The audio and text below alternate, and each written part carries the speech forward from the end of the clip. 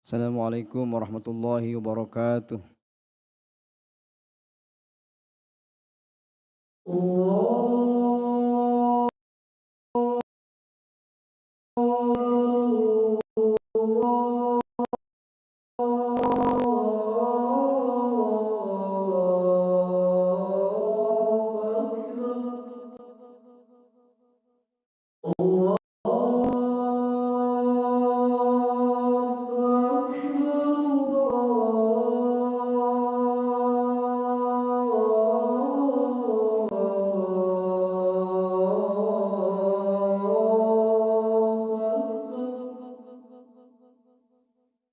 أشهد أن لا إله إلا الله.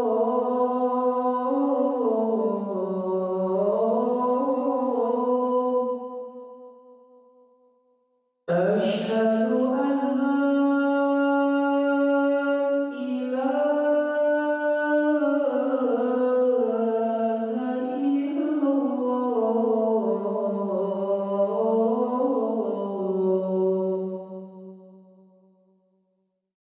أشهد أن محمدا رسول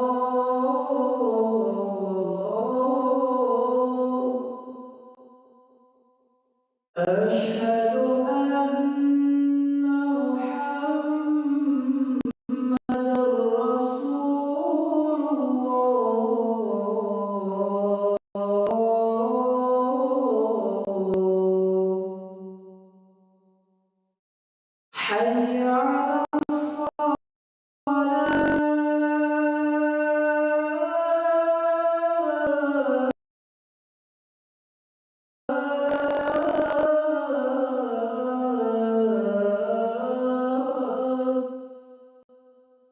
حي على الصلاة.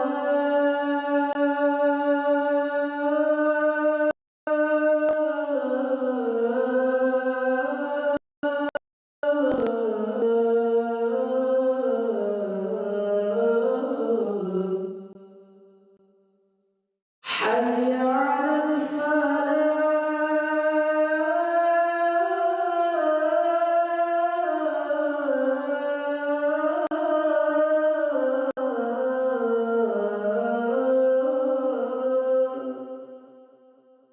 حي على الفلاح.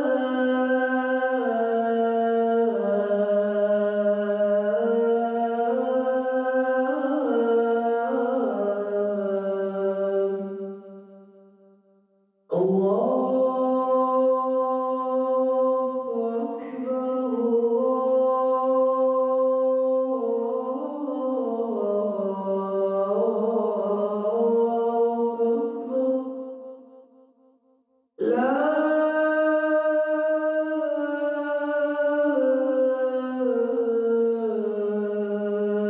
إله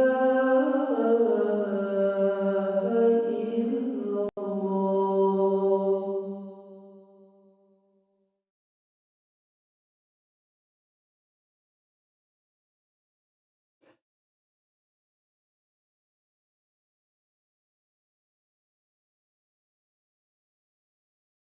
Alhamdulillahi an'amana bi ni'matil iman wal islam wa akramana bi khilafatihi min jami'il alam. Ashhadu an la ilaha illallah dzul jalali wal ikram wa ashhadu anna Muhammadan abduhu wa rasuluhu nabiyil kiram.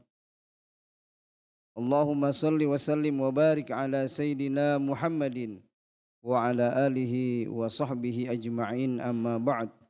Fa ya ibadallah usikum wa nafsi bitaqwallah wa ta'atihi la'allakum tuflihun. Qala Allah Ta'ala fil Qur'anil Karim, a'udzu billahi minasy syaithanir rajim. Bismillahirrahmanirrahim.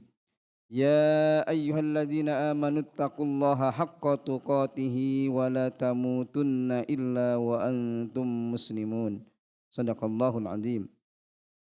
Ma'asyiral muslimin, jamaah Jumat rahimakumullah. Dalam sebuah hadis Rasulullah sallallahu alaihi wasallam bersabda, sittatu asya'a tuhbitul a'mal. Ada 6 perbuatan yang dapat merusak amal-amal kita. 6 perbuatan yang dapat merusak pahala amal kita di hadapan Allah Subhanahu wa taala. Yang pertama adalah al-istighalu bil uyubil qalbi, bil uyubil khalqi. Yang pertama adalah senantiasa melihat kesalahan orang lain, mengungkit-ungkit kesalahan orang lain, membuka aib orang lain. Kesalahan sekecil apapun dari orang lain tahu, sementara kesalahan diri menjadi dia tidak tahu yang besar. Apalagi sampai membuka aib sesama muslimin. Bahkan Al-Quran digambarkan seperti memakan bangkai saudaranya sendiri. Ketika kita membuka aib saudara kita sama muslim, Nabi mengingatkan kepada kita, "Faman satarul musliman satarallahu fid dunya wal akhirah." Siapa yang membuka aib saudaranya, maka dia akan dibuka aibnya oleh Allah di dunia maupun di akhirat. Oleh karena itu, berita-berita aib menjadi konsumsi bagi masyarakat banyak. Inilah yang membuat kita banyak berdosa yang tidak sengaja kita lakukan. Karena berita-berita yang harusnya kita tidak lihat, kita tidak dengar, menjadi santapan sehari-hari di masyarakat kita. Perbanyaklah kita beristighfar, mohon ampun kepada Allah Subhanahu wa taala. Jangan sampai kita menjadi orang yang senantiasa melihat kesalahan-kesalahan orang lain. Padahal Umar bin Khattab sudah mengingatkan kepada kita, ibda bin nafsik.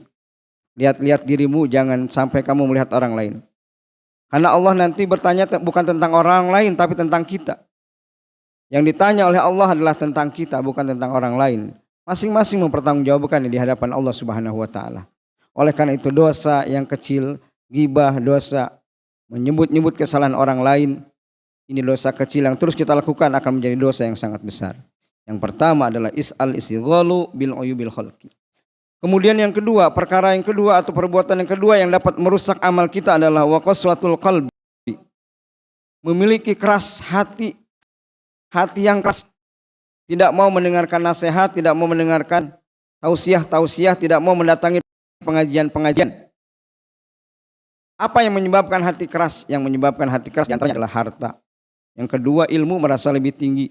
Dan yang ketiga adalah kekuasaan, jabatan, kedudukan. Kita mungkin ingat sejarah 2 orang anak manusia pada zaman Nabi Musa alaihissalam. Yang pertama Qarun, yang kedua Fir'aun.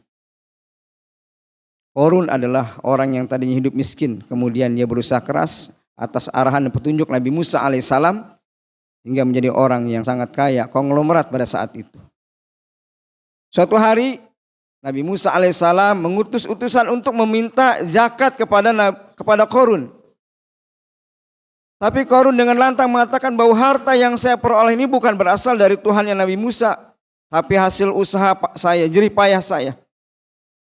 Dia menolak untuk mengeluarkan zakat pada saat itu. Akhirnya oleh Allah, Qarun dan hartanya dibenamkan ke dalam tanah. Ini karena keras, hatinya keras karena harta.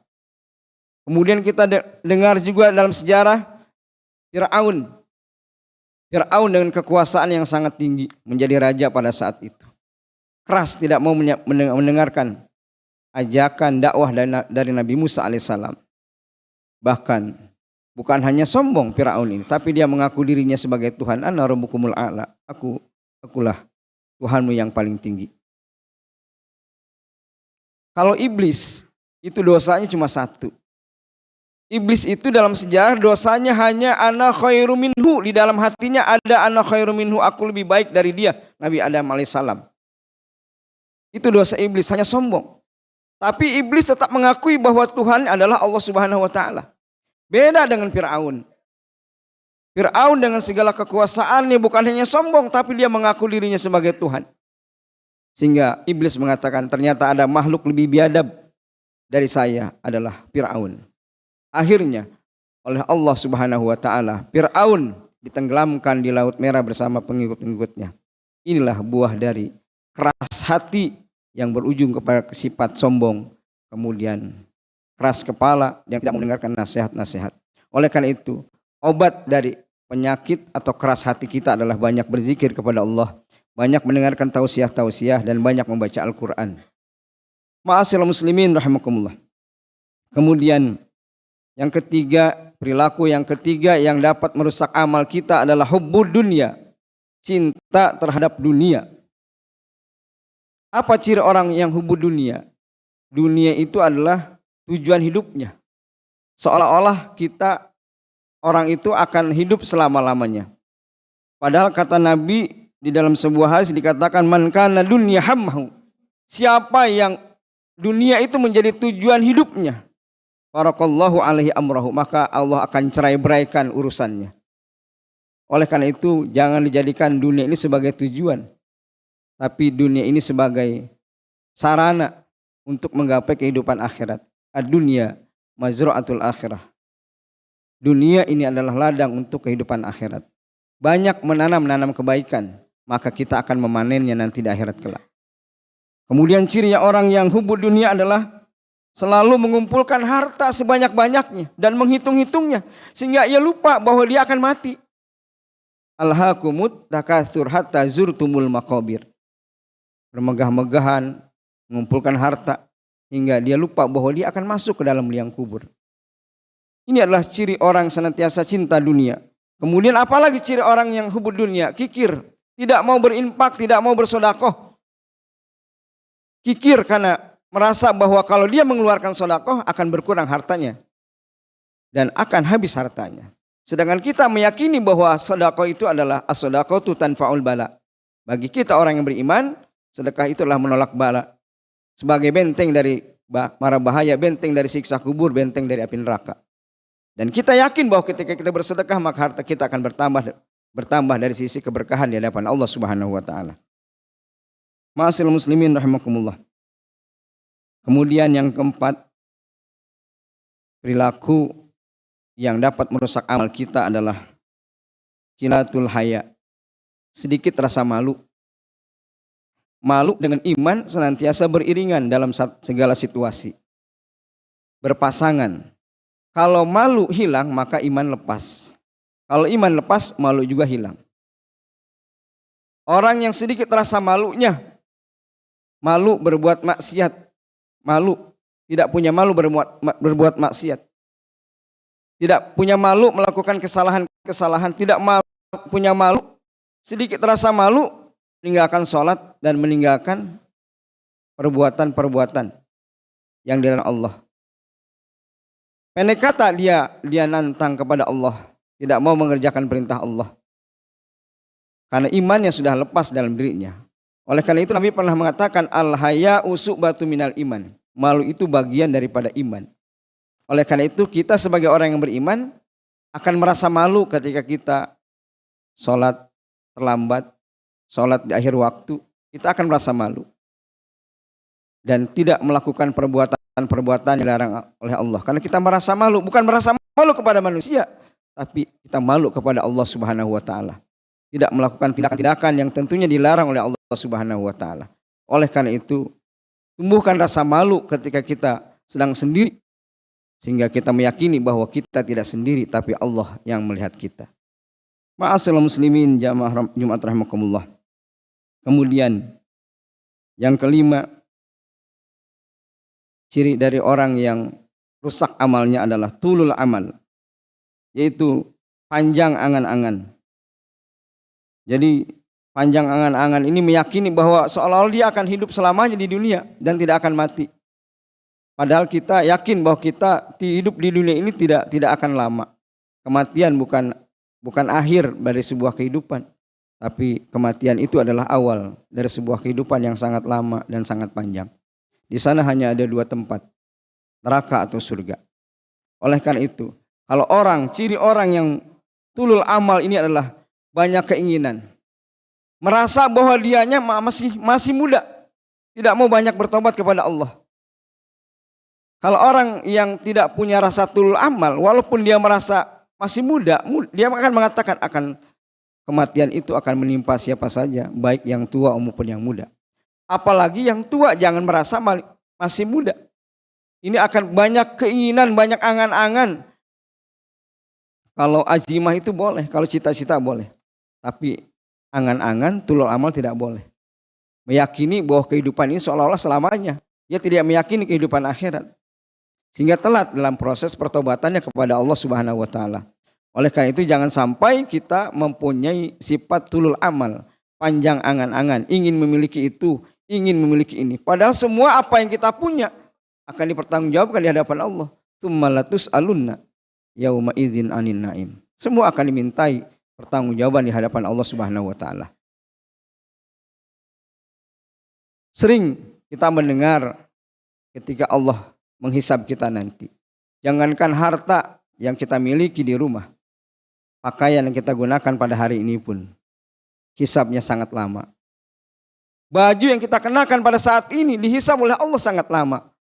Belum lagi pakaian yang ada di dalam lemari kita, belum lagi kendaraan, belum lagi rumah, semuanya hisabnya sangat lama. Oleh karena itu, agar kita tidak dimudahkan hisabnya oleh Allah Subhanahu wa taala, maka semua yang kita miliki adalah hanya untuk mendapatkan ridho dari Allah Subhanahu wa taala. Tadi disampaikan banyak berinfak, banyak bersedekah kepada Allah Subhanahu wa taala dengan apa yang kita miliki. Ma'asyiral muslimin jamaah Jumat rahimakumullah. Yang terakhir, perkara yang dapat merusak amal itu adalah wa zulmun la yantahi. Berbuat zalim terus-menerus. Membunuh orang baik secara fisik maupun secara psikis. Membunuh orang tanpa dosa. Kemudian membuli orang, ini juga perbuatan zalim. Mengambil hak orang juga perbuatan zalim. Memfitnah orang juga perbuatan zalim. Kita tahu bahwa Nabi pernah mengatakan ada 2 dosa yang disegerakan hukumannya di dunia. Yang pertama adalah perbuatan zalim. Perbuatan zalim kenapa segera dihukum hukumannya di dunia? Karena salah satu doa yang mustajabun, yang tidak ada hijab dan kabul oleh Allah adalah doa orang yang terzalimi. Ini sangat berbahaya. Hati-hati kita dengan perbuatan zalim. Makanya kita mohon kepada Allah ketika kita mati nanti sudah tidak ada orang yang terzalimi oleh kita. Orang yang terzalimi sudah memaafkan kita. Karena kalau kita dosa kepada Allah, kita cukup beristighfar, kemudian kita tobat, tidak melakukan lagi perbuatan yang dilarang Allah. Tapi ketika kita berbuat zalim kepada sama manusia, bukan hanya bertobat kepada Allah, Allah menerima tobat kita apabila orang yang kita zalimi memaafkan kita. Ini yang berat.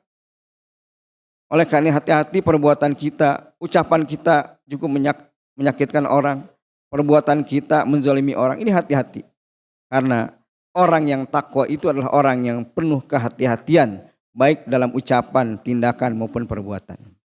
Kemudian dosa yang disegerakan di dunia itu adalah durhaka kepada kedua orang tua.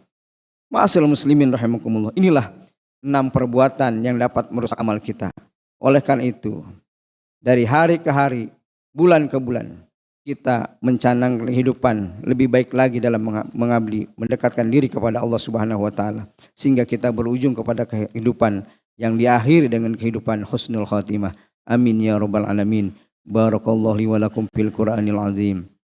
Wa nafa'ani wa iyyakum bima fihi minal ayati wa zikril hakim. Wa taqabbala minni wa minkum tilawatahu innahu samiul alim. Aqulu qouli hadza wa astaghfirullahal azim li wa lakum wa lisa'il muslimin wal muslimat wal mu'minin wal mu'minat fastaghfiruhu innahu al ghafurur rahim.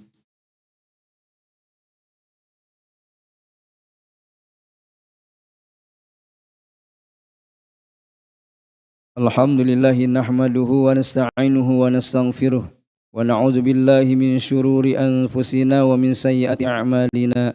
May yahdihillahu fala mudilla lahu wa may yudlilhu fala hadiyalah. Asyhadu an la ilaha illallah wahdahu la syarika lah wa asyhadu anna Muhammadan abduhu wa rasuluhu la nabiyya ba'dah. اللهم صل وسلم على سيدنا محمد وعلى آله وصحبه أجمعين أما بعد فيا عباد الله اتقوا الله حق تقاته ولا تموتن إلا وأنتم مسلمون واعلموا أن الله صلى على نبي قديما فقال تعالى إن الله وملائكته يصلون على النبي يا أيها الذين آمنوا صلوا عليه وسلموا تسليما اللهم صل على محمد وعلى آل محمد كما صليت على إبراهيم وعلى آل إبراهيم وبارك على محمد وعلى آل محمد كما باركت على إبراهيم وعلى آل إبراهيم في العالمين إنك حميد مجيد وارض اللهم خلفاء الراشدين أبي بكر وعمر وعثمان وعلي وعلى بقية الصحابة والتابعين والتابعين ومعهم برحمتك يا أرحم الراحمين اللهم اغفر للمؤمنين والمؤمنات والمسلمين والمسلمات الأحياء منهم والأموات إنك سميع قريب مجيب دعوات ويا قاضي الحاجات ويا كافي المحمة برحمتك يا أرحم الراحمين اللهم إنا نسألك العفو والعافية والمؤافاة الدائمة في الدين والدنيا والآخرة والفوز بالجنة والنجاة من النار والعفو عند الحساب اللهم إنا نسألك حسن الخاتمة ونعوذ بك من شر العاقبة وسوء الخاتمة بجاه النبي محمد صلى الله عليه وسلم وبكلمة الطيبة لا إله إلا الله محمد رسول الله ربنا هب لنا من أزواجنا وذرياتنا قرة عين واجعلنا للمتقين إماما ربنا تقبل منا إنك أنت السميع العليم وتب علينا إنك أنت التواب الرحيم ربنا آتنا في الدنيا حسنة وفي الآخرة حسنة وقنا عذاب النار عباد الله إن الله يأمر بالعدل والإحسان وإيتاء ذي القربى وينهى عن الفحشاء والمنكر والبغي يعظكم لعلكم تذكرون ولذكر الله أكبر. الله أكبر الله أكبر أشهد أن لا إله إلا الله أشهد أن